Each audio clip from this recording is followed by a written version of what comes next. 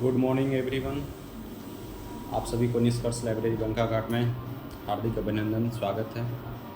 आज मैं आप लोगों के बीच लाइब्रेरी में पढ़ने के क्या क्या फ़ायदे हैं इस विषय पे अपना कुछ शब्दों को रखना चाहता हूँ। जैसे देखिए, पढ़ने वाले तो कहीं भी पढ़ लेंगे कहा गया है, लेकिन ये सिर्फ करने की बातें हैं। जब तक आपको व्यवस्था सुविधा ना मिले, जिस हिसाब से आपको पढ़ाई हो पाएगी वो होती नहीं है। इसके लिए एक आपका जो है प्लेटफॉर्म, एक जगह चाहिए ही चाहिए। तो कोई भी जो कंपटीशन के बच्चे हैं या 12th के हैं, जो अपने लाइफ में अपने गोल को अचीव करना चाहते हैं, जो अपने पढ़ाई के प्रति सीरियस है, जुनून है उनको अंदर पढ़ने का, वो बेशक लाइब्रेरी ज्वाइन कर सकते हैं। और उसका परिणाम भी ज्वाइन करने के बाद आपको दिखने लगेगा। ऐसा नहीं है कि आपका जो है लाइब्रेरी ज्वाइन कीजिए और उसका फ़ायदा नहीं नज़र आएगा, आना ही आना है। फ़ायदा उसको नज़र नहीं आएंगे जो यहाँ आकर रील्स देखेंगे, गेम खेलेंगे और ट्रेडिंग करेंगे। तो पहला ही उनका माइंड सेट है कि उनको पढ़ना नहीं है, ठीक है। वो अपने माँ बाप को धोखा देने के लिए आते हैं। लेकिन सब बच्चे वैसे नहीं होते हैं। बहुत सारे ऐसे बच्चे हैं, बहुत सारे क्या मतलब 90% वैसे बच्चे हैं जो सीरियस है अपने पढ़ाई के प्रति, लगन है, जुनून है। तो वो आते भी है लाइब्रेरी, पढ़ते हैं और तैयारी करते हैं और परिणाम भी उनका बहुत अच्छा आता है। लेकिन यहाँ पर मैं कुछ बातों को कहना चाहूँगा कि कुछ ऐसे भी लोग हैं जो आपको ऐसा भ्रम करेंगे कि अरे पढ़ने वाले कहीं भी पढ़ लेंगे।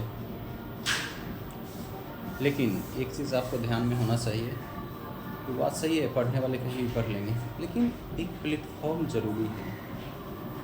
आपको एक जगह वैसा चाहिए ही चाहिए जहाँ पे आप एकदम शांति से, सुकून से आप अपनी तैयारी को व्यवस्थित ढंग से कर सकें, जहाँ ना आपको कोई टोक पाए, ना रोक पाए, ना कोई डिस्टर्ब कर पाए।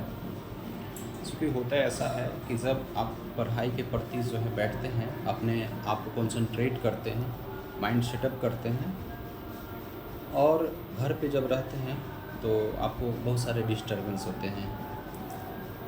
वो उससे आप लोग परिचित होंगे, इसलिए वो क्या डिस्टर्बेंस होते हैं उस बिंदु पर मैं नहीं जाना चाहता हूँ, क्योंकि वो बिंदु बताने लगूँगा तो वीडियो काफ़ी लंबी हो जाएगी।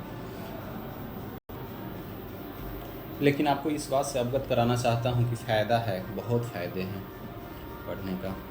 लेकिन उनके लिए जो अपने गोल के पीछे जो है जिम्मेवार हैं, जिम्मेदारी को समझते हैं, अपना रिस्पॉन्सिबिलिटी समझते हैं, कॉन्सेंट्रेट करके अपने समय को सही उपयोग करते हैं, उनके लिए नहीं जो आकर रील देखते हैं,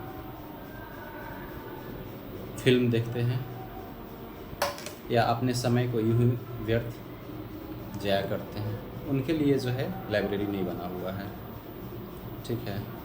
तो मैं वैसे बच्चे को कहना चाहूँगा कि आप अपने गार्जियन, माँ बाप को धोखा ना दें, ठीक है।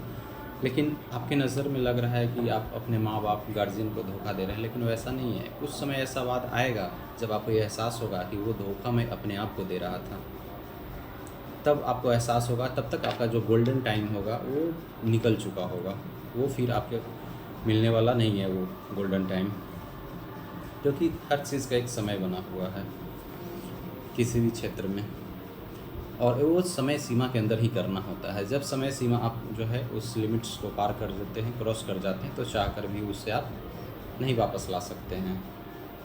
और समय ही एक ऐसा चीज़ है जो बीतने के बाद, गुजरने के बाद, ख़त्म होने के बाद आप नहीं ला सकते हैं उसको, चाह कर भी नहीं।